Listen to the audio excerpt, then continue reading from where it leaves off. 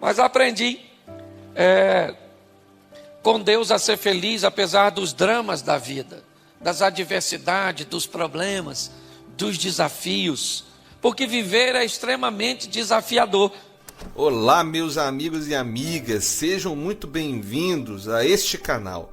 Já já vamos voltar com o pastor Cláudio Duarte, então, por favor, não saia desse vídeo ainda não.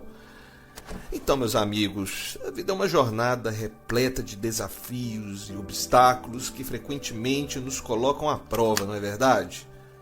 Em meio às dificuldades, a constância e a tenacidade se tornam qualidades essenciais para seguirmos em frente, confiando em Deus e na sua palavra.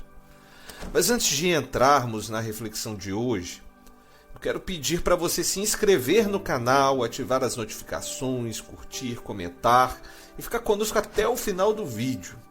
Tenho certeza que isso não é um grande desafio para você, mas é muito importante para a gente. Enfim, hoje nós vamos explorar alguns textos bíblicos, umas reflexões inspiradoras que vão nos ajudar a perseverar na fé, encontrar forças nos momentos difíceis e de desafios e confiar que Deus está ao nosso lado em todas as circunstâncias. Sempre devemos ser perseverantes.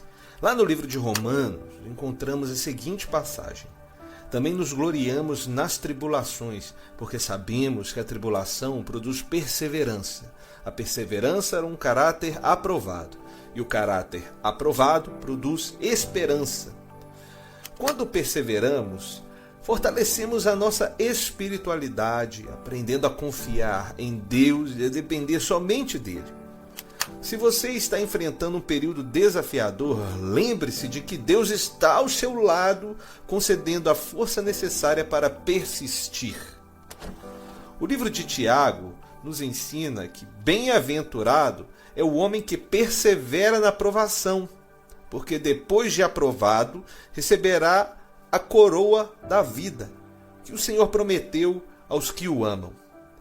Mesmo nas situações mais difíceis, nossa fé e dedicação podem nos sustentar, guiadas por palavras eternas de encorajamento. E pode ter certeza que, através da sua perseverança, você vai ser recompensado no final da jornada. Lá em Hebreus, somos encorajados a correr com perseverança a corrida que nos é proposta, olhando firmemente para o autor e consumador da nossa fé, que é Jesus Cristo. Enfrentar os desafios nem sempre é simples, pessoal. Mas podemos encontrar força ao nos apoiarmos na orientação divina. Não temas, pois Deus está conosco. Ele está com você. Ele nos fortalece, Ele nos sustenta, Ele cuida de nós, Ele provê todas as nossas necessidades. Então creia na sua jornada, permaneça firme e persevere nessa corrida, porque Deus vai abençoar a sua vida. Ainda que você esteja enfrentando desafios e dificuldades, creia que a verdadeira felicidade não está ausente nesses momentos difíceis, porque essa verdadeira felicidade só existe em Deus. Ela se manifesta quando nós confiamos no nosso Pai Celestial e persistirmos com esperança a jornada da fé. Quando reconhecemos que somos amados e cuidados por Deus, encontramos alegria mesmo em meio a tempestades terríveis que possamos enfrentar. Às vezes sim, bate o medo, bate o cansaço, bate a desesperança, mas quando nós estamos acolhidos nos braços do Pai, todo esse medo vai embora e Ele nos dá o descanso que nós precisamos. Então, busque a presença de Deus em oração e meditação na palavra, cultive a gratidão, focando nas bênçãos que Deus já te deu. Sirva aos outros com amor e compaixão e confie em Deus. Confie que Ele tem um propósito maior em cada desafio que você enfrentar na sua jornada.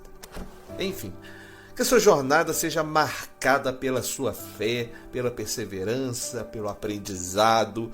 E isso tudo vai te trazer uma alegria profunda, sabendo que o Senhor está sempre ao seu lado. Creia nisso.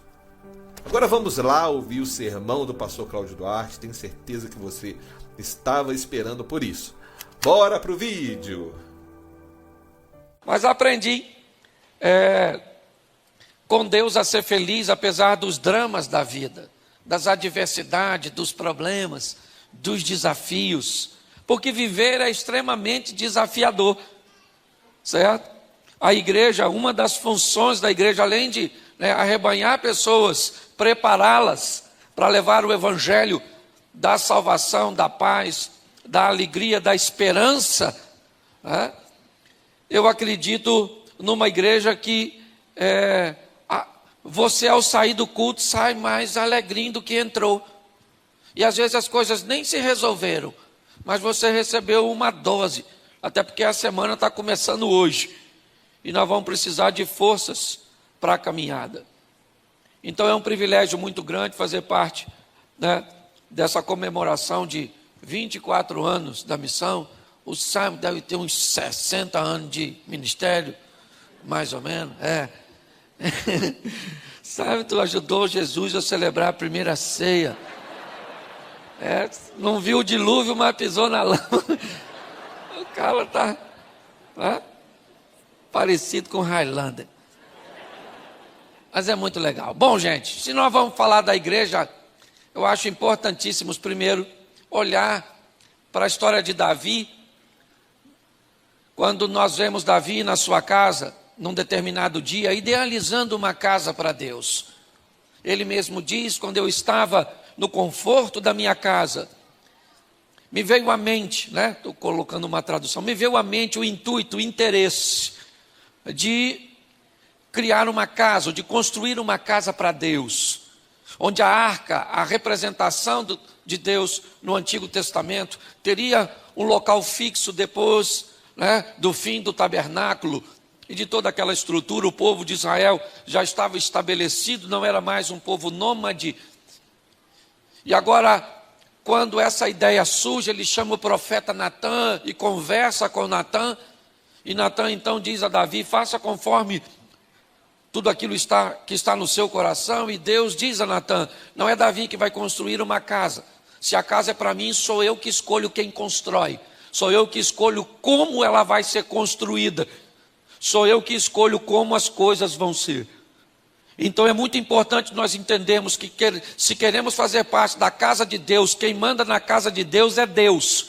E se você não está disposto a se enquadrar naquilo que Ele tem para a sua vida, você vai ter que ficar um tempo a mais para que o Espírito Santo possa trabalhar no seu coração, até que você esteja disposto a seguir essas regras. São desafiadoras, porque elas irão lutar contra o nosso desejo. O desejo, muitas vezes, de andar de uma forma contrária ao que Deus quer. E assim que a casa foi construída por Salomão, e diga-se de passagem, com profissionais de alta relevância, materiais extraordinários. Porque presta atenção, Deus gente, me perdoe falar, mas Deus é o maior barato. Porque uma casa vai ser construída e Ele diz: eu não quero barulho de nada na construção. Não quero martelo, marreta, machado, não quero nada. Então como é que a gente constrói sem barulho? Tudo era beneficiado longe, e quando trazia era só para encaixar. Olha que coisa linda. Para que isso fosse feito, profissionais altamente preparados precisavam estar inclusos, olha bem, nessa estrutura de construção. Ela foi construída, foi celebrada, é verdade, mas ao longo do tempo, você deve conhecer um pouco a história, inúmeras tentativas foram feitas para destruí-la. Quer babilônicos, assírios, tantas situações se envolveram ao longo da história para que a casa de Deus se fechasse, que é a cultura helenista, que é a força da administração romana, e quer tantas coisas que nós já vimos lutarem contra a igreja. E quando nós olhamos para tudo isso, todas elas caíram e a igreja ficou de pé, porque o dono da igreja é o Todo-Poderoso, o Senhor dos Exércitos. Então é preciso que você entenda que você faz parte de uma instituição inquebrável. Entendeu? Ah, mas estão se levantando contra a igreja, levanta a lei. Igreja é igual clara de ovo. Quanto mais bate, mais cresce. Então é importante nós entendermos. Não tenha medo dos opositores. Nossa, pastor, a igreja está enfrentando perseguição. Se a igreja brasileira é perseguida, nós ainda estamos nadando de braçada. Então quero falar uma coisa para você. É o 24º ano da missão. E nós vamos levar desse culto hoje uma bênção também para nós, porque para a missão vai ser o melhor ano dessa igreja, certo? E para nossa casa, nossa família também será o melhor. Posso ouvir um amém? Amém. Então é isso aí, certo? A igreja, ela permanece. Você vai passar, o sábado daqui uns dias morre, eu também morro, e a igreja continua, entendeu? Você já viu gente que pensa que a igreja não funciona sem ele? Só falta ele vir aqui e falar, louvado seja eu. Se você morrer, a igreja continua. Esse dia eu fiquei muito chateado lá na igreja, foi aniversário da igreja, e eu perguntei, gente, se eu morrer hoje, você vem no culto no próximo domingo? O pessoal falou, vem. Eu falei, sério? Vocês vão continuar vindo da igreja mesmo depois de eu morrer? E eles falaram, vão, fui para casa triste. Porque a igreja é maior do que você. Então, enquanto você estiver aqui, contribua, trabalhe, se dedique, certo? Porque para onde nós estamos indo, não tem trabalho, não tem sogra, não tem nada. Olha que beleza. Só tem maravilha. Aí tem gente que não gosta quando a gente fala de prosperidade, de crescimento. Eu queria dizer para você, como é que é a rua do céu? De barro. As casas, umas taperinhas, umas palafitas. A rua é e tem mansão celeste. Então, querido, o que a igreja nos ensina é trazer a cultura dos céus para a terra. A Bíblia tem duas preocupações sérias. A primeira, eternidade. Quando passar isso aqui, você vai para onde? Não sei. Então procura saber, porque depois que for, lascou. Entendeu? Ah, pastor, não acredito no inferno. Para entrar lá não precisa de fé. Chega lá e fala, ih, Satanás, caraca, maluco. Tu existe, ele vai falar, muito prazer. Xará do Lúcifer que tu assistia. Senta nessa cadeira pegando fogo que já vou te atender. Certo? Porque eu aprendi uma coisa, a salvação é para todos, mas não é para todo mundo. Porque tem uma turma que não está a fim de ir. Aliás, tem umas pessoas tão desafiadoras que se o Satanás me pedir referência, eu recomendo não levar. Você está rindo? Tem umas pessoas que se o diabo falar, vou levar para o inferno, se perguntar tu, você fala, tem outro lugar para mandar? Se tiver, manda para o céu, porque Deus é mais poderoso que tu. Aqui vai dar divisão, certo? Então, os desafios. Nós precisamos entender que há um propósito na casa de Deus. Fazer com que nós valorizemos, em primeiro lugar, a vida eterna. No princípio criou Deus os céus e a terra. Buscai primeiro o reino de Deus e a sua. É assim que funciona. O céu vem primeiro. Então não tem nada mais importante que a sua salvação. E ela sabe onde ela está? Em Cristo Jesus. Sua salvação está em Cristo Jesus. Amém. Isso aí. Ok? É isso que nós precisamos saber. Mas a Bíblia tem uma preocupação muito grande com a nossa vida aqui na terra. Até porque mais da metade dos mandamentos só fala de relacionamento interpessoal. Honra teu pai e tua mãe. Certo? Não dirá falso testemunho, não matarás, não cobiçarás nada dos outros. Certo? Não adulterarás. Ou seja, nós vemos na Bíblia uma grande preocupação da nossa vida aqui na terra. Ou seja, nós temos que aprender na casa de Deus como nós vamos nos relacionar com as coisas deste mundo. Por quê? Porque inevitavelmente também é uma forma de evangelizarmos, conduzindo a nossa vida de uma forma excelente aqui na terra. Quando nós oramos o Pai Nosso, venha o teu reino. É trazer os céus para a terra, ou a cultura dos céus para a terra, para que possamos viver aqui de uma forma extraordinária, prósperos, porque ser rico é ter muito de uma coisa só, ser próspero é ter o suficiente ou mais do que suficiente de tudo aquilo, né, que é necessário para que sejamos felizes. Então a palavra que ardeu no meu coração hoje para compartilhar com você é vista ou visão. Você resolve como você vai viver. Ao longo de toda a história, a igreja vem buscando fazer com que pessoas consigam muito mais do que visualizar com seus olhos. E eu falei um pouco hoje isso de manhã. É conseguir capturar a visão, é o entendimento, a maturidade mental, que faça com que cada um de nós venhamos a entender o ambiente cujo qual nós estamos inseridos e a missão cuja qual nós viemos aqui para realizar. Porque muitas pessoas passam por essa vida sem saber quem são, porque a identidade está altamente atrelada à missão. Quem não descobre o que veio fazer, corre o risco de não descobrir nunca quem é. Ter crises de identidade. Então, se entendermos que aquilo que está diante dos nossos olhos, e quando nós olhamos para a criação, como eu citei hoje cedo, se você observar, todas as vezes que as coisas são criadas, elas são criadas sobre visão e não sobre vista. Elas não existem, mas Deus chama a existência como se elas já existissem. Mas no final de todo o texto, a vista supervisiona a visão. E fez o Senhor, e disse Deus, haja luz, e fez Deus separação, e fez isso. Mas quando termina, diz, e viu Deus que era bom. A visão fazia acontecer, mas a vista trazia a supervisão da visão.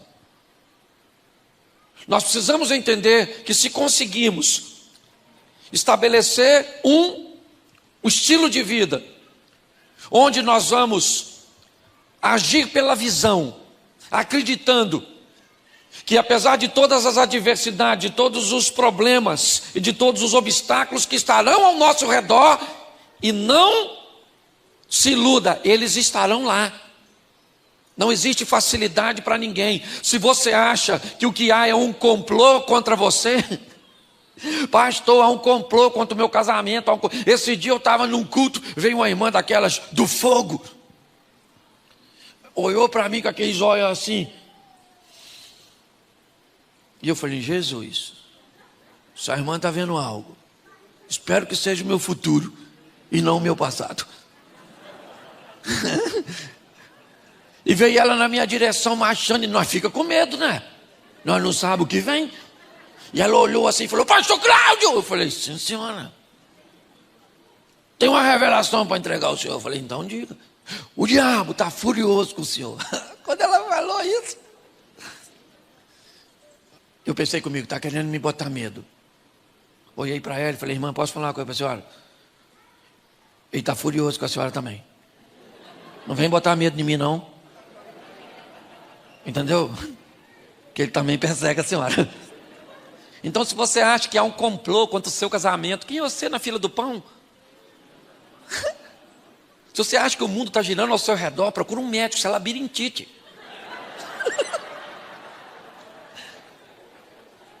Você consegue entender?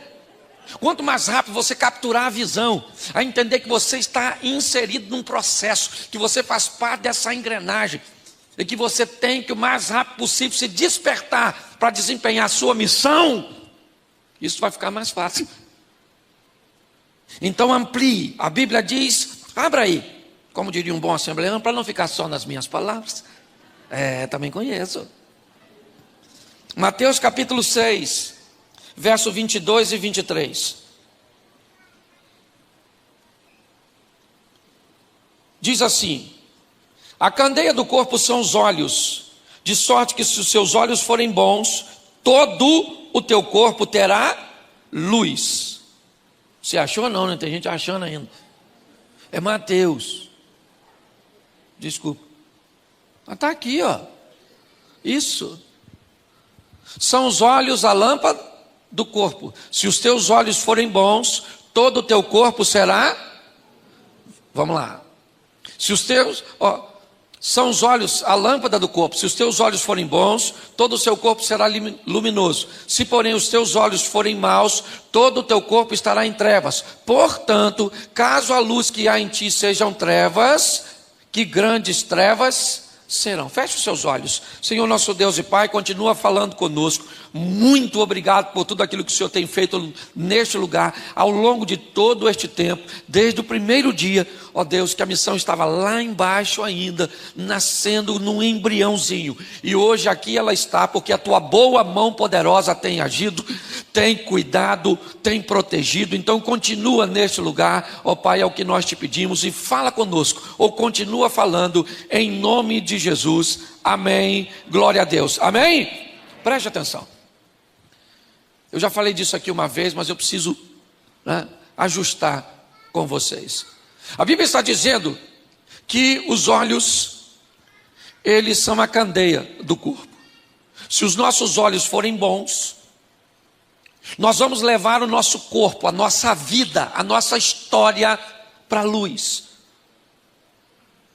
Se os nossos olhos forem maus, nós vamos levar a nossa vida, os nossos negócios, a nossa família para um ambiente tenebroso, é o que a Bíblia está dizendo.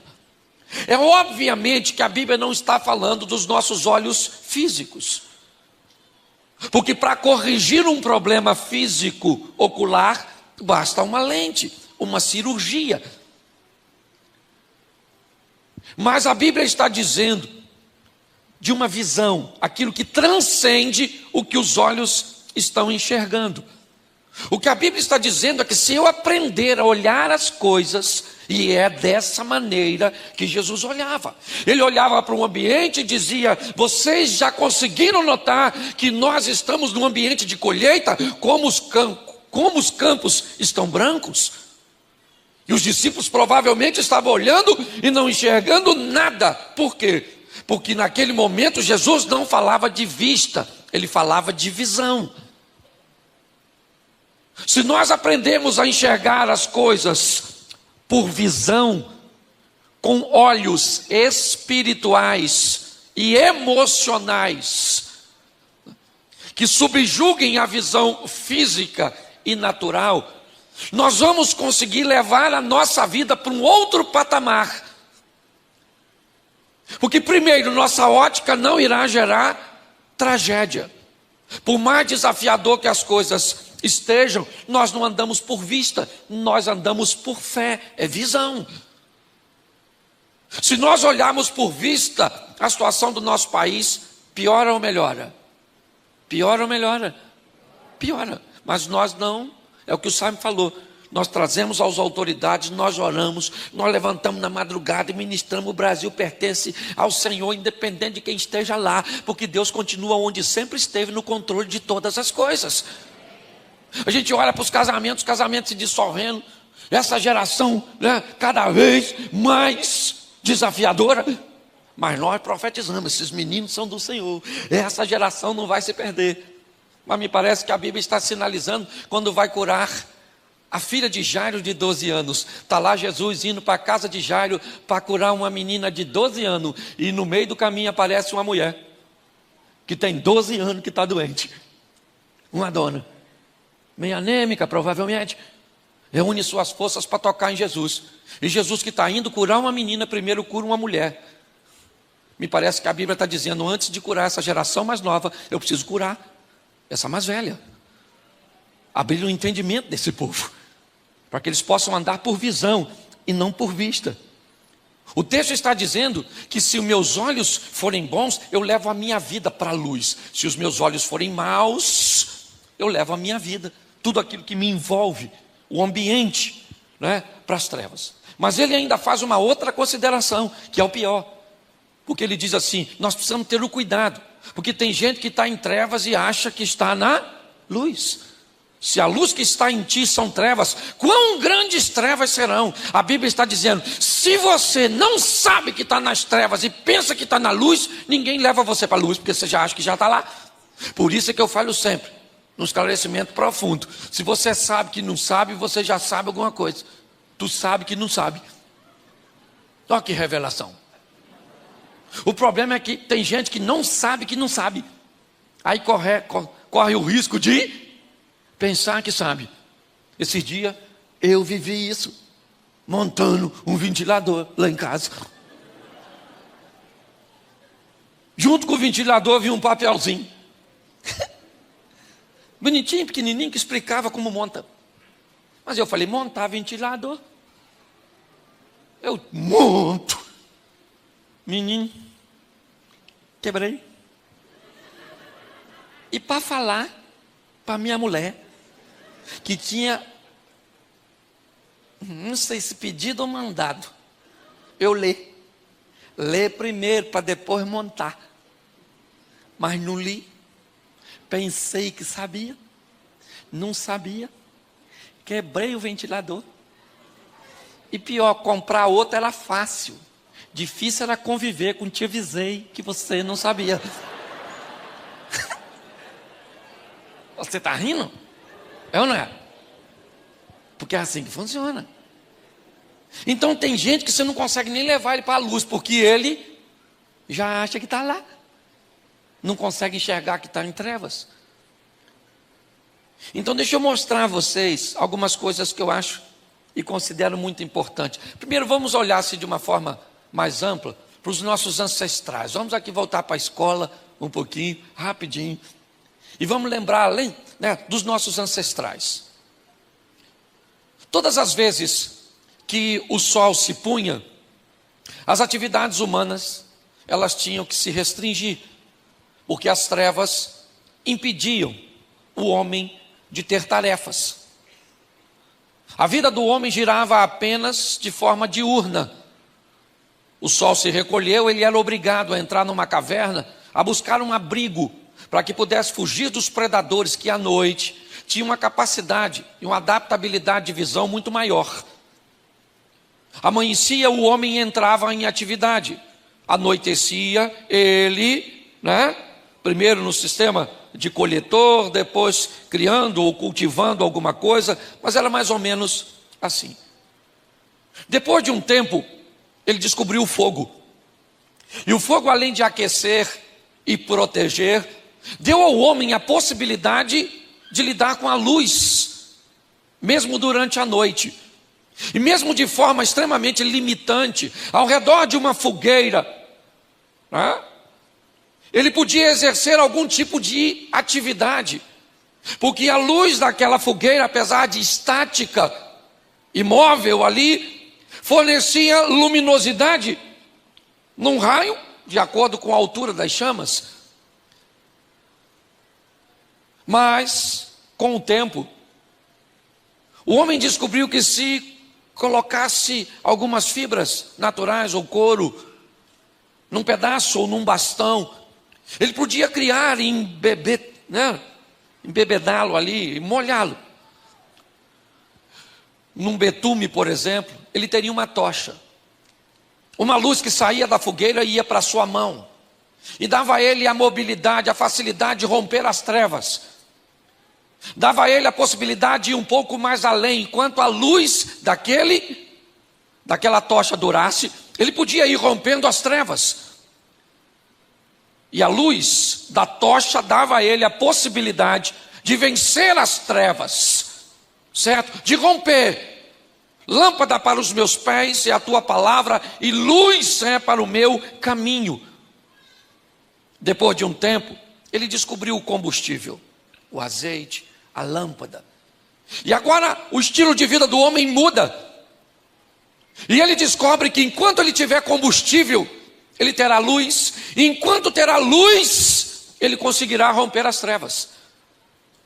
Pastor, o que você está querendo dizer? É que nós temos aqui 3 níveis de vida que o ser humano resolve viver. ou melhor, 4. Alguns resolvem viver numa escuridão total, abrindo mão de tudo, vivendo uma vida extremamente limitante, não enxergando basicamente nada. Outros já conseguem viver com uma luz pequena, branda, mas é alguma coisa que os satisfaz. Outros já conseguiram uma tocha e conseguem ir um pouco mais adiante, em todas as áreas da vida. Tem gente que vive casamentos extremamente obscuros. Tem gente que vive casamentos e relacionamentos ao redor de uma fogueira, com um prazer extremamente limitado, uma satisfação e uma comunhão extremamente restrita. Outros já conseguem ir um pouco mais além, mas já existe hoje aqueles que aprenderam o que é o combustível. E de posse desse combustível, eles vivem o extraordinário, o sensacional, o incrível. Nós estamos vendo que me parece que a proposta é para todos. A única coisa que nós vamos fazer é decidir que estilo de vida nós queremos ter. Se estar envolto a uma fogueira te satisfaz, viva dessa forma limitante. Só pare de criticar aquele que resolveu ir além. E se você está satisfeito indo além, não prive a pessoa e não force-a a sair de onde está para viver o que você está vivendo. O que nós estamos aqui é apenas transmitindo a você uma visão, para que você consiga entender que tem vida abundante. Jesus disse: eu vim para que tenham vida e a tenham em... E quem não quiser viver, glória a Deus, fica nessa vidinha e depois vai para o céu. Louvado seja Deus. Agora, se você deseja viver o incrível, sensacional, o extraordinário, também tem para você, e isso não é pecado. Que isso fique bem claro para todos. Então eu quero te mostrar aqui, rapidinho, algumas coisas que eu acho primordial nesses camaradas que resolveram viver uma vida debaixo de visão. Vou usar alguns textos rapidinho. Gênesis capítulo 12, verso 1. Se puder colocar para mim aqui, me ajuda aqui todo mundo. 12:1 de Gênesis. Gênesis capítulo 12, verso 1. Ora, disse o Senhor a Abrão: sai da tua e da casa de teu e vai para a terra que... Presta atenção. Abraão está recebendo um chamado, sim ou não? Debaixo de vista ou de visão? Vista ou visão? Visão. Você vai para uma terra que eu te mostrar. Ele está vendo? Mas ele foi. Esse dia eu falei isso com minha mulher lendo esse texto. Você podia ser igual a Abraão. Eu chamar você e você ir, sem perguntar para onde. E ela falou: isso é fácil, Cláudio, é só você ser igual a Deus. Aí eu falei: então vamos deixar do jeito que está. Certo? Ele sai debaixo de uma visão, sim ou não? Sim ou não? Sim.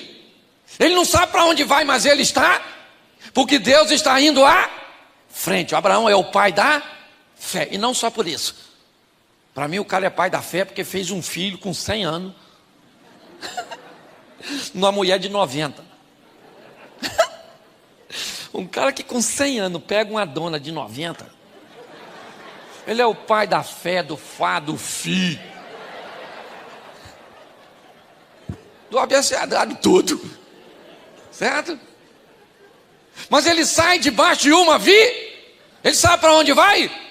Ele deixa tudo para trás, sim ou não? E lá vai o Abraão, pela visão e não por vista. O tempo foi passando, e Deus disse para ele, debaixo de uma visão, que ele seria pai de uma grande nação.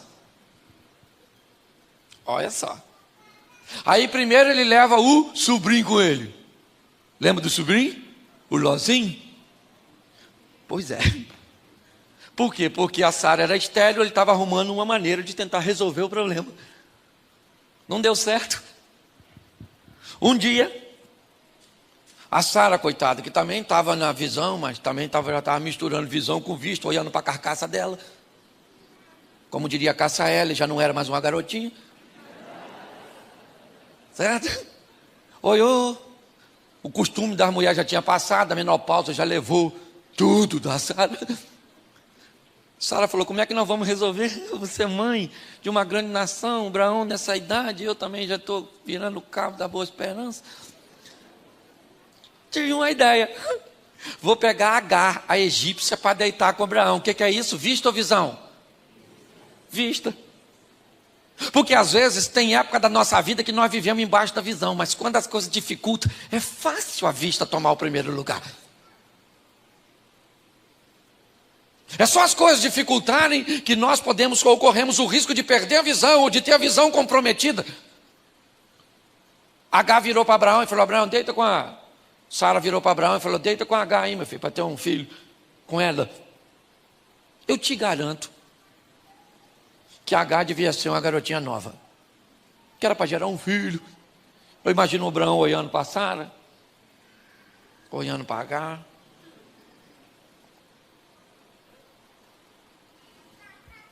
Não, Sara, não quero.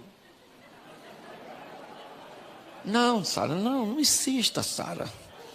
Agar não desperta nenhum interesse. Hã? Nós temos que aprender uma coisa. Por mais desafiador que seja o ambiente que esteja ao redor, por pior que seja a adversidade que esteja ao nosso redor, aquele que há de vir virá e não falhará. O nosso Deus está no controle de todas as coisas. Não perca a visão por causa da sua vista. O Abraão deitou com a Agar, sim ou não? Sim ou não? E olha o problema que gerou até hoje lá no Oriente Médio. Os irmãos tudo brigando. Cuidado com seus erros, porque tem gente que passa mais parte da vida consertando erros do passado do que impulsionando ações para o futuro. Eu conheço gente que trabalha, mas trabalha e não vai para frente. Por quê? Porque quando você vai olhar a vida dele de perto, ele só está trabalhando para corrigir as besteiras que fez, enquanto outros estão trabalhando para construir o futuro. Nós temos que melhorar a nossa visão. Nós vemos aqui o pai da fé saindo realmente debaixo de uma visão, mas no meio do caminho, certo? A vista comprometeu a visão. Cuidado com isso, certo? Deixa eu te mostrar outro texto aqui, certo? Hebreus 11, 27. Hebreus 11, 27. Pela fé ele abandonou o Egito, não ficando amedrontado com a cólera do rei, antes permaneceu firme como quem vê aquele que é, quem vê aquele que é. Esse texto fala de Moisés. E aqui ele está debaixo de vista ou de visão? Vista ou visão? Visão. Ele obedece a Deus, certo? Como alguém que consegue ver o invisível. A caminhada desse homem vai ser determinada debaixo de uma visão. Eu sei para onde eu estou indo, eu sei o que eu estou fazendo, eu sei que eu estou na direção certa. Então inimigos, na verdade, eles são promotores da minha vitória. Eu começo a entender que a minha vida... esse ano, dia 11 de janeiro, eu fiz 29 anos de casado. Em 1992, eu fiz duas coisas que mudou a minha história para sempre. Primeiro, eu me casei. E casei para sempre. Entendeu? Porque casamento é vitalício. Você sabe o que é vitalício? É até a morte. Eu quero ir com minha mulher até o último dia de vida, de preferência dela. Eu quero ir. Casamento é um negócio que você vai na alça ou no caixão. Eu prefiro ir na alça, lógico. Fazer minha mulher sofrer, gente, que vai ser dela sem mim. Certo? Mas em 1992 eu também fiz outra coisa sensacional. Eu me converti. Eu coloquei Jesus no centro da minha vida. E aí comecei a pregar. Isso que eu quero que você entenda. Meu pai era diácono da Assembleia de Deus. Isso há quase 40 anos atrás. Sabe? Eu ia nos cultos com ele de vez em quando. Eu não tinha me converti em 92, mas eu manguaçava, porque minha família toda bebia. Era parente do Eucana. Nós bebia mesmo. E quando eu bebia, eu chorava nos cultos, sabe? Chorava. E eu via aqueles preletores do fogo, que era na Assembleia de Deus, naquela época. Lembra? Umas irmãs com as antenas assim, ó, cheia do poder. Uns irmãos, os caras pregavam assim. Parece aqueles carros que você bota a segunda e vai daqui até no Rio de Janeiro. E aquilo era maneiro, não estou criticando não, é o maior barato. Certo? Eu vi muito aquele ambiente. E aí eu ficava maravilhado vendo aquele povo chorando e aquela coisa. E eu falava assim, mas o dia que eu me converter, gente, um dia eu vou me converter. Ô Jesus, muda a minha vida. Eu vou pregar assim, gritando. E o povo sentindo a presença de Deus, chorando, uns caindo no chão. E bola de fogo, caneta de fogo. Menino, me converto em 1992 e começo a pregar. E um ri daqui, outro ri dali. Acabava o culto, o pessoal falava, quase morri de rir. Eu falava, não, eu quero você chorando. Ia convidar os preletores, sabe como é que convidava? Vai lá na igreja, que hoje vai um homem de Deus poderoso, profeta. Vai lá na igreja, menino, vai um cara engraçado pra caramba. É quase um palhaço, mas o cara é bom, gente boa. Pense na dor que dava no meu coração. Quase que eu parei de fazer. Um dia até fui para a igreja para fazer. Botei aquela cara de crente. Até porque um dia o cara chegou lá na igreja e olhou para mim e falou assim, o senhor não tem cara de pastor? Eu falei, eu não tenho, mas eu sei fazer. Peguei minha Bíblia, botei assim. Fui para a igreja um dia. Falei, abram suas Bíblias. Que Deus esteja com todos. Louvado seja o Eterno. Vamos orar, estamos reunidos nesses conclaves pelos beneplácitos. Aquelas coisas que a gente nem sabe o que é, mas fala para impressionar os outros. Depois eu descobri que não tinha nada a ver comigo. Visão é acreditar que Deus tem um projeto para você. E ainda que sua mãe não acredite, seu pai não acredite, seu marido não acredite, ninguém acredita, você vai correr atrás dela, porque ela vai acontecer, porque os planos de Deus não podem ser frustrados. Por que aí a missão... Hoje as pessoas olham para aqui, sabe? Olha a igreja toda. Vocês só conhecem esse momento. Poucas pessoas conhecem a história, onde tudo começou do nada. A gente conversa muito lá, né? Hoje eu almocei lá, onde do lado era a igreja. E é muito gratificante, nós vemos tudo que Deus está fazendo. Então não perca a visão por causa da sua vista. É assim que funciona. Bom, Números capítulo 13, verso 2. Olha como é que o negócio pode atrapalhar se nós não tivermos habilidade. Números 13, 2. Isso é Deus falando com Moisés. Envia homens que espiem a terra de Canaã, que eu hei de dar aos filhos de cada tribo de seus pais, enviareis um homem, sendo cada qual príncipe entre eles. Presta atenção o que Deus está falando com Moisés. Deus falou, Moisés, chega aí. Pega agora dos filhos de Israel 12 homens, envia a terra de Canaã, que eu vou dar para vocês. É o que ele está falando. Prometi aos pais de vocês, e eu vou dar por visão. Certo? Então, você vai enviar, e esses homens precisam ser relevantes, príncipes. Manda eles para Canaã, para espiar a terra. Não foi isso? Envia homens que espiem ao quê? A vista ou visão? Vista ou visão? Visão. Vamos espiar a terra que eu vou dar para vocês. Olha o que o camarada fez. Ainda no capítulo 13, verso 18 e 19.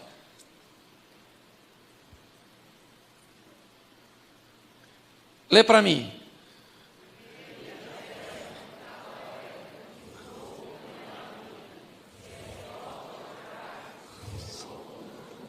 Presta atenção só aí. Veja ou vede a Foi isso que mandou? Deus mandou olhar, sim ou não? Sim ou não? Vai lá dar umas piadas na terra. Veja o povo que nela, se ele é forte ou, se são muito ou. Bota o versículo seguinte, 19. Qual é a terra em que habita, se é boa ou má? Quais são as cidades em que habita, se em arraiais e fortaleza? E o verso 20. Põe o 20, por favor. Também qual é a terra, se é estéril ou não, se nela há matas ou não, certo? Preste atenção. Deus falou o quê? Vocês vão lá espiar a terra. Aí, olha o que Moisés falou com a turma dele. Vão lá e dão uma olhadinha. O povo que está lá, se é forte, se é fraco, se é muito, se é pouco. Deus mandou olhar para o povo. Se ele tinha arma, se não era, se tinha grande, se era pequeno, se tinha muito, se tinha pouco. Deus não quer saber. Deus falou assim: eu dei a vocês, vão lá para dar uma olhada e vislumbrar o que eu vou dar a vocês. O que é isso? É visão. Mas o Moisés falou: dá uma olhada para ver se o pessoal lá é forte, se tem muita gente, se não tem. Sob essa instrução, inevitavelmente, mensageiros vão voltar com a visão comprometida. Moisés está dizendo para o povo: vai lá, para os homens, vão lá e dê uma olhada, observe o nível de dificuldade que existe para tomar. Que dificuldade? Dificuldade pode ser para Moisés, mas não para Deus. Ele é o Todo-Poderoso. Se nós não prestarmos atenção, mesmo debaixo de uma palavra poderosa que temos, se não conseguimos olhar a visão, a vista pode comprometer tudo. Inevitavelmente, 10 homens voltam com a visão comprometida pela vista. Me parece, somente Josué e Caleb conservam a visão. Os homens não estão dizendo mentira. Os frutos estão lá para provar que a terra é boa. Mas junto com os frutos que vieram da terra boa, vem a memória ruim na mente daqueles cuja qual a visão se comprometeu por causa da vista. Porque eles olharam para o lugar errado. Nós precisamos ter o cuidado disso, ou com isso, igreja. Posicionar os nossos olhos no lugar correto. Não deixar que a vista comprometa a visão. 11 homens disseram: ó, o fruto é grande, mas os camaradas são muito grandes também.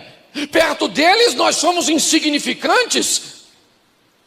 A terra é boa, mas nós não vamos conseguir tomar posse dela. Josué e Caleb diz: então não é assim que funciona. O que é isso? Não, Deus nos prometeu, Ele vai nos dar. Mas nós estamos vendo a maioria comprometendo a visão por causa da vista. Esse é um grande alerta que precisamos observar, entender. Se deixarmos a nossa visão se contaminar, inevitavelmente, nós vamos comprometer toda a missão, tudo aquilo que viemos fazer. Mantenha a visão. Deus te prometeu, sim ou não? Em Cristo somos mais do que vencer? Somos ou não somos? Somos ou não somos? Então a nossa casa vai vencer? Amém? Isso aí, nós vamos vencer, nós vamos ser vencedor. É assim que funciona. Não permita. Você quer ver? Eu já estou terminando, já. 1 Samuel 17, 24. Eu gosto de botar assim, porque aí todo mundo lê, porque hoje, às vezes cada tradução fica com uma, alguns abrem, outros não, e às vezes você não tem tempo de ler em casa, lê aqui. 1 Samuel, capítulo de número 17, verso 24. Todos os israelitas, vendo aquele homem, fugiam de diante dele e o temiam, grande. Preste atenção, todo mundo está olhando para quem? Para o gigante, o Golias. Todo mundo está olhando, o cara é grande, é matador, ele está armado. Ele nem precisava ser muito alto, gente. O cara está vestido com a indumentária que está fora da época. A vestimenta de guerra do Golias estava fora da curva. Quando aquele cara aparece com aquele troço tudo diante de Israel, o cara é o cara, irmão. Todo mundo olhou e falou: nossa, grande, hein? Benza a Deus. Grande. Já perdeu batalha? Não, só ganhou, né? Cara, mata todo mundo, quase matou a mãe dele quando nasceu. E esse camarada é extraordinário. O Golias, todos olhavam para o Golias e tinham? O que é isso? Vista ou visão? Vista. O cara está lá, olhou para ele. Um dia chega um rapazinho meio lourinho, meio ruivinho, puxando um jumentinho. Chegou lá dando um rolezinho para levar esse negócio de jumento boy. Delivery. Estacionou lá o jumentinho. Foi levar um lanchinho lá para os irmãos, isso aí. Aí está todo mundo lá. De repente, o gigante saiu de lá e falou: tem algum homem aí? Gigante esquisito, 40 dias pedindo um homem. Líder de algum movimento. 40 dias, tem algum homem aí? Algum homem aí? Todo mundo quietinho porque estava vivendo debaixo de vista. Aí nesse dia, quem é que está lá? Um garoto que não era para estar, que não estava acostumado, que não era no ambiente dele. Entendeu? Aí chegou e viu o cara grande, né? Nem sei se viu. De repente só escutou a voz: tem algum homem aí? Davi falou: hã? Como é que é, maluco? Um homem aí? Claro que tem, o exército do... O irmão dele mais velho falou: cala sua boca. Cala sua boca. O cara é grande, eu sou seu irmão mais velho e eu tenho que te defender. Com quem você deixou essas poucas ovelhinhas do papai? Perturbado. Davi falou: nossa, que grosseria. Essa tradução é minha, depois você vai ler, está escrito isso não.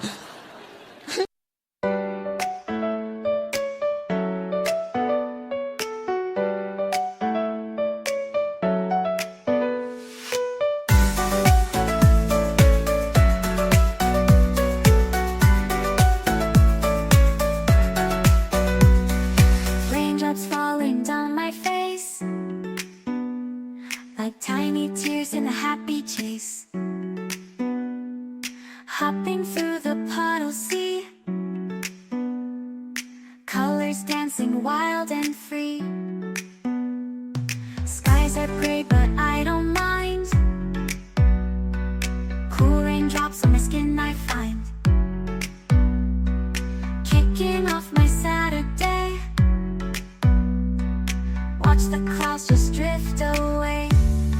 Rainbow in the rain, what a sight. Colors shining oh so bright. Dancing in the streets, so bright. Everything will be alright.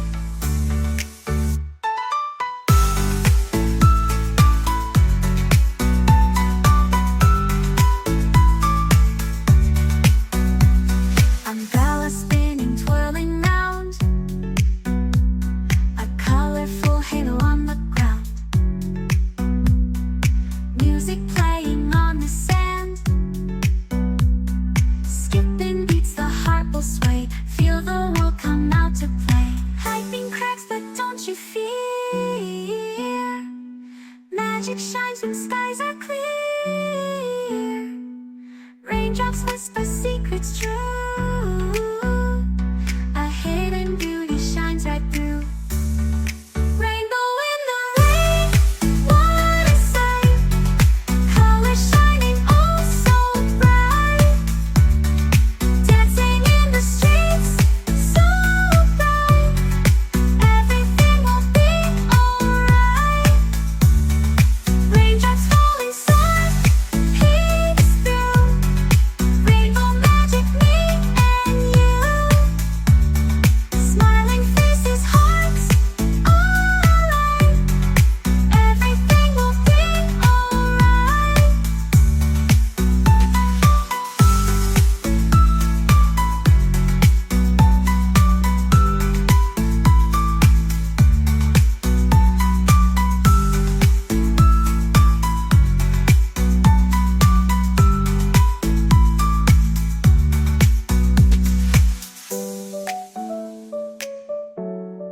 will be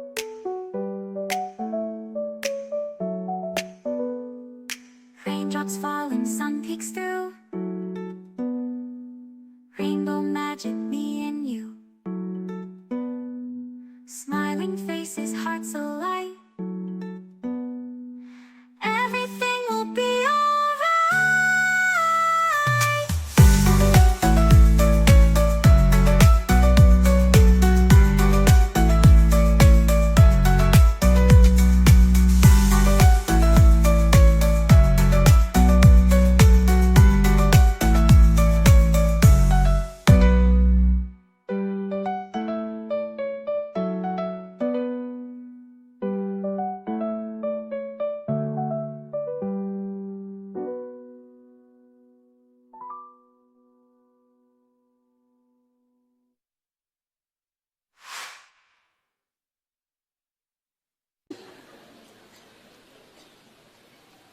Davi falou: quem é esse incircunciso filisteu? E eu sei porque Davi foi enfrentar o gigante. Você sabe por quê? Porque Golias estava longe. E longe as coisas parecem pequenas. Aquele soldado lá, dá para encarar. Aquele que está lá do outro lado do vale de Elá, eu imagino a hora que Davi chegou. Caraca, maluco. Nossa, você chega perto, fica grande, hein, irmão? Que é isso? Não é? Já não ia usar a roupa de grife. Grande desse jeito. Davi falou: deixa eu falar uma coisa para você, ô gigante. Para você, Saul, para você, meus irmãozinhos, e para vocês aí que estão torcendo para me morrer. Porque eu aprendi uma coisa: quem não desafia gigante, detesta ver você desafiando. Quem não faz nada de novo, detesta ver você fazendo. Quem não emagrece, detesta ver você emagrecendo. Quem não é feliz, detesta ver você. Ou não é verdade? Davi falou: vou falar uma coisa para vocês. Eu vou matar esse gigante. Vou matar ele. Vou matar, fica tranquilo. Saul, não desfaleça o coração de ninguém por causa desse cara grande. Ele é grande, mas não é dois. Eu matei leão, matei urso. Eu já matei tanta coisa. Sou chefe de grupo de extermínio. De onde eu venho? Ele desafia o Golias por causa de uma visão e não de vista. Quem matou quem? Davi matou Golias ou Golias matou Davi? Quem matou quem? E o mais interessante, olha só, Saul disse assim: quem matar o gigante fica o quê? Fala assim: rico. Segundo, casa com a filha do. E terceiro, não paga mais. Pensa. Sair da carga tributária. Davi falou: tô dentro, eu mato. Ele foi lá e matou. Saul não deu a filha para ele, deu ela para outro. Sabia disso? Não ficou rico, porque quando ele foi casar com Mical, ele disse que não tinha dinheiro para pagar dote. E provavelmente não parou de pagar imposto. O Saul é nó cego.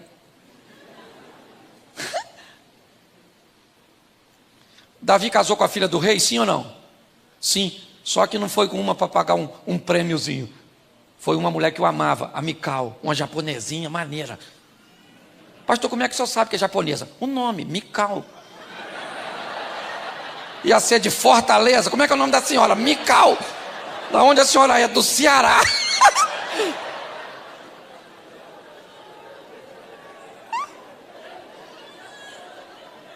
É ou não é? Ele casou com a filha do rei, sim ou não? Ele parou de pagar imposto, sim ou não? Claro que parou, ele agora é o rei, os outros que estão pagando imposto para ele. E ficou rico, sim ou não? E porque Saul tentou sabotar o que Deus tinha para Davi. Mas quem tinha para Davi era Deus. E o que Deus tem para você, ninguém pode sabotar, a não ser você mesmo. Sai daqui hoje com essa esperança. O ano está começando agora. Para de prometer as coisas que você não vai fazer. Esse ano vou emagrecer 150 quilos. Esse ano vou estudar o que nunca estudei na vida. Para com essa palhaçada.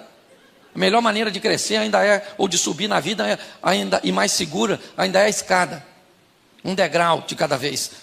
Vai viver um incrível, sensacional, ampliando a sua visão e não a sua vista.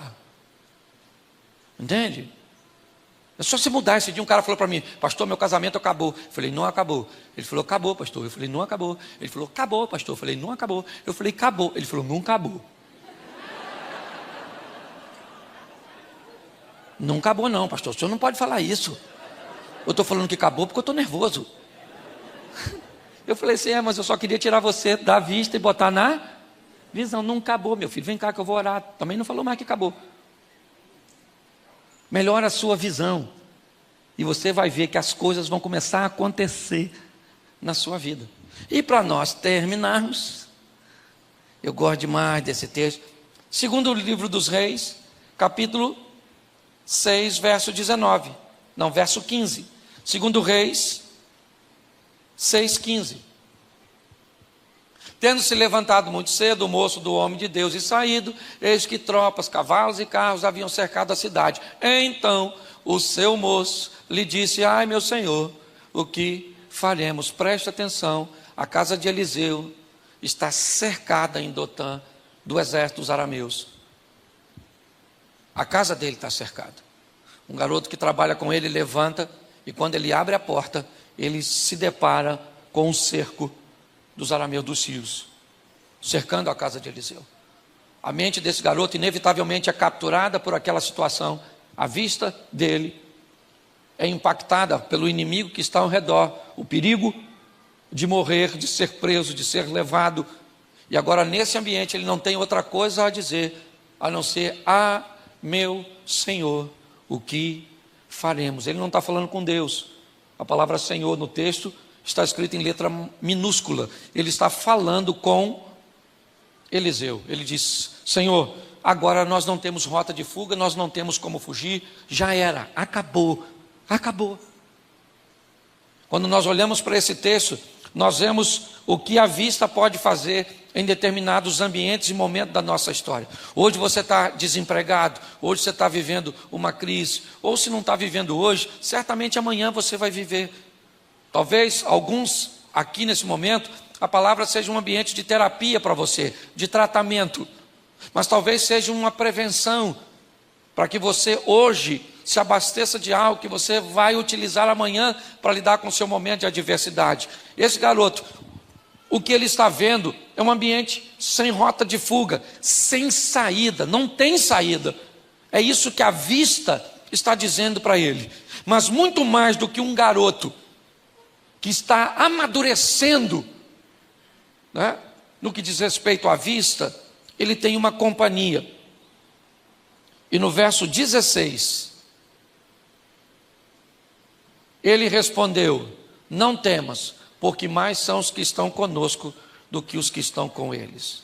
Preste atenção, porque nós temos agora no mesmo ambiente duas coisas altamente claras: vista e visão. O garoto abre a porta e a vista dele mostra o exército dos sírios, dos arameus. Com a porta aberta, Eliseu chega e olha e diz para o garoto: calma, rapaz, porque mais numerosos são os que estão conosco do que os que estão com ele. O exército que está para o menino é o mesmo que está para Eliseu. Eliseu tem a mesma vista do menino. A diferença é que, como menino, ele ainda não tem visão. Eliseu não é mais um menino. Eliseu, além do que está enxergando a realidade, porque ela é a realidade. O exército está lá armado para pegar Eliseu. Não é mentira. Quando Eliseu olha, ele vê o mesmo que o garoto vê. Só que Eliseu consegue ver coisas que o garoto ainda não consegue. E Eliseu então diz para o garoto que está com ele: não temas, porque mais são os que estão conosco do que os que estão. Eu imagino o garoto olhando: conosco? Conosco quem? Conosco só está nosco. Não tem. Eliseu, mais numerosos são os que estão conosco. Não tem ninguém conosco, Eliseu. Põe o verso seguinte. Orou Eliseu e disse: Senhor, peço-te que lhe abra os olhos para que veja. E o Senhor abriu os olhos do moço, e ele viu que o monte estava cheio de e carros de em redor. Agora o menino tem? Ele ainda tem vista? Sim ou não? Sim, porque quem tem visão tem vista. Mas nem todo mundo que tem vista tem visão. Agora o menino, quando Eliseu orou e falou: Senhor, abre os olhos. Deixa eu falar uma coisa para você. Anda com gente que vê coisa que você ainda não vê, que está num nível espiritual que você ainda não está. Você está entendendo? Você tem que andar com quem está numa posição que você quer ir. Você anda com cabeça de bagre, vai pensar igual o quê? Cabeça de bagre. Ah, pastor, eu queria ser uma pessoa de oração. Tu anda com quem? Com a turma do WhatsApp. Tem que vir no trabalho de oração que colocou aqui. Ah, pastor, mas o joelho assim dá um branco. Sim, sabe, pastor? Começa a orar, eu penso em outras coisas. Isso somente precisa exercitar. Às vezes eu vou orar, eu também penso assim. Começo orando, embolo tudo. Senhor, meu Deus e Pai, amanhã eu vou acordar cedo, hein, gente? Caraca, amanhã já é segunda-feira. Que isso, irmão? Passou tão rápido. Ô Senhor, não é isso não, eu ia falar outra coisa com o Senhor. Nossa, vamos começar de novo aqui, vamos de novo aqui, tá bom? Vamos lá, tentar de novo. Senhor nosso Deus e Pai, amanhã vai chover, será que vai chover, gente? Nossa, nem jantei ainda, estou com uma fome danada. Acontece com você também? Ou é só comigo? Você tem que andar com gente. O garoto, ele tem vista, sim ou não? Sim ou não? Mas está andando com quem tem? É só uma questão de tempo até ele ter também. Eu imagino o garoto cheio de medo, olhando, quando de repente Eliseu fala, Senhor, abra os olhos. Eu imagino ele olhando para Eliseu orando. Abra os olhos, abri o olho. Abra os olhos desse menino para ver. Quando ele olhou para trás, o garoto, cavalo, cavaleiro, assim, sabe, de fogo. Eu imagino o garoto.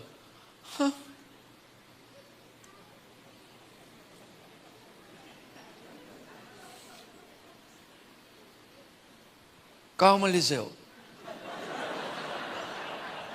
Calma, Eliseu. Tudo sob controle, Eliseu. Entendeu? Tudo tranquilão, Eliseu. Esse exército aí, ó, nem fogo tem. Funcionário de sorveteria. Acho mais barato. Pensa. Agora o garoto está olhando. Ele tem vista, sim ou não? Eu não estou falando para você ter visão sem vista. E não estou dizendo para você ter só vista sem visão. Tem que ter vista porque a vista faz você olhar para a real ali, e a visão faz você olhar para a promessa e para o poder de Deus. Não estou querendo emburrecer você. Aí o Eliseu, ó, o Eliseu, ó. Senhor, vamos ver que são duas orações bem opostas. Vamos lá, 18.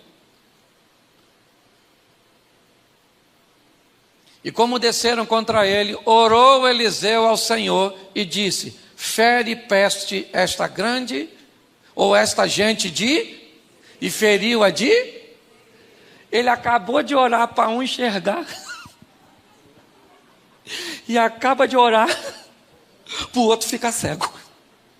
E o mais interessante é que a cegueira que Eliseu pede para o exército, não é uma cegueira física, mas é uma espiritual.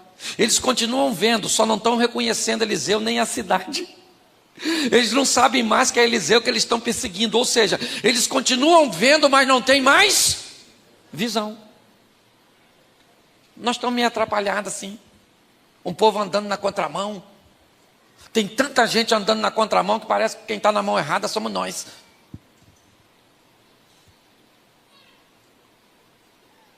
É importante você conservar a visão. A visão. É para isso que a igreja está aqui. Para colocar na sua cabeça a visão. Visão. Qual é a visão? A visão é que Deus enviou seu Filho para morrer por nós, sendo nós ainda pecadores. A visão é que Ele é único e suficiente Salvador. E a visão é que nós temos uma missão, qual é? Replicar aquilo que aprendeu. É isso, Deus pega uma menina e leva para a Síria e muda a história do comandante do exército. Deus pega um rapazinho e leva para o Egito e o transforma num governador. Deus pega uns moleques, uns garotos e leva para a Babilônia. Por quê? Porque Deus quer seus servos mudando a história dos lugares onde eles chegam. Saia daqui para mudar.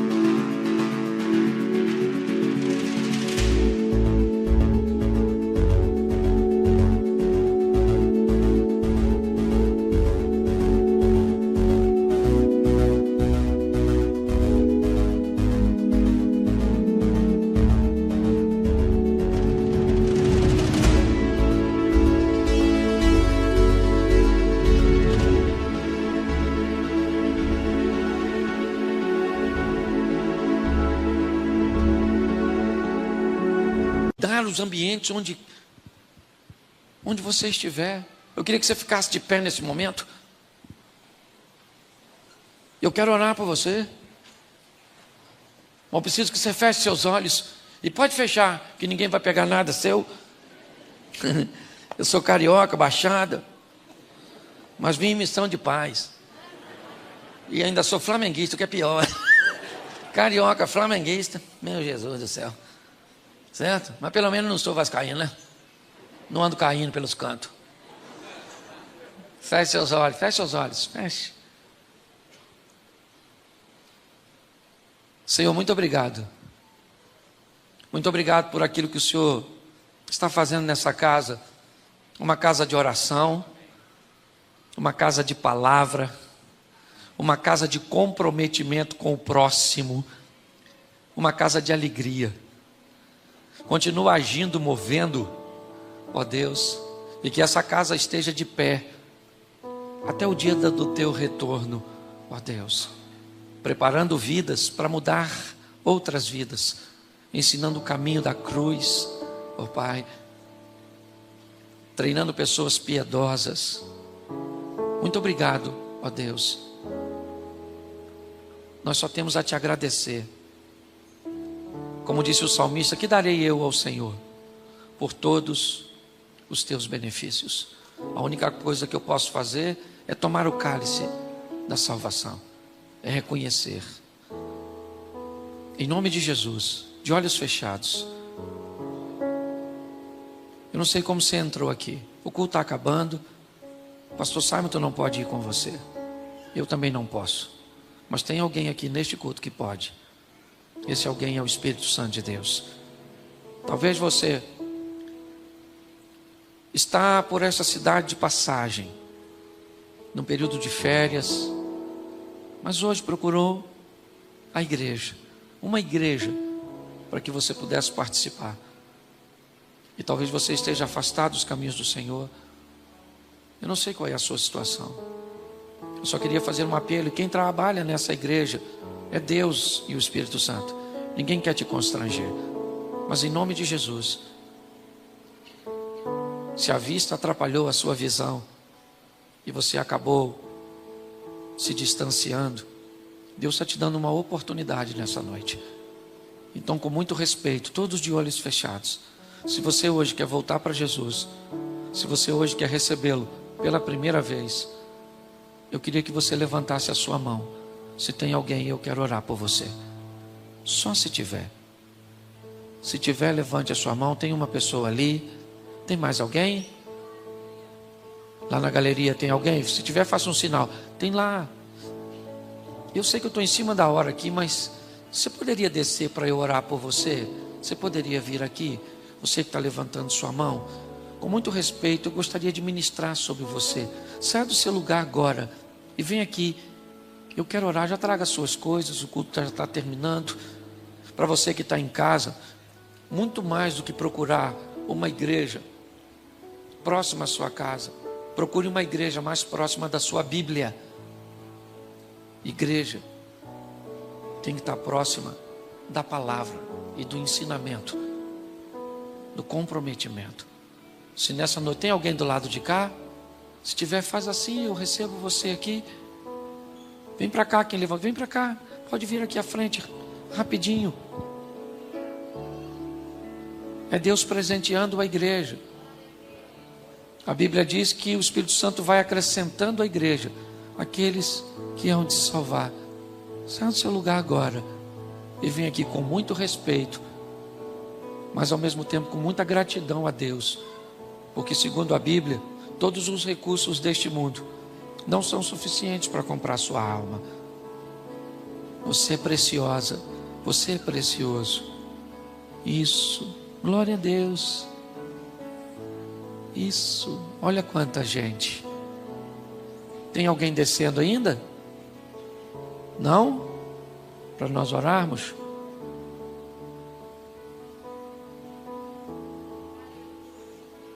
Bom, se você me acompanha, você sabe que eu sou extremamente respeitador. Eu não vou falar para você que Deus está falando comigo aqui. Mas eu vou falar para você que eu estou com uma percepção que está ficando alguém para trás. Que tem alguém lutando, conversando consigo mesmo, ponderando. Eu queria dizer que todas as cadeias são quebradas. Todo jugo é quebrado. E você é livre para tomar essa decisão agora, em nome de Jesus. A igreja tem autoridade. O que a igreja liga na terra é ligado nos céus. Amém, igreja?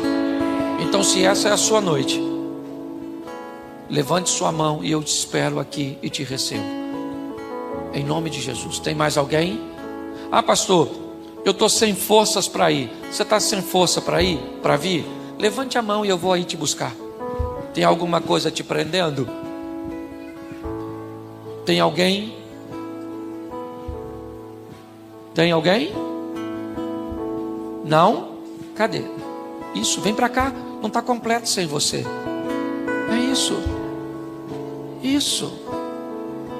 Glória a Deus. Glória a Deus. Olha quanta gente. Você não podia ficar para trás, irmão.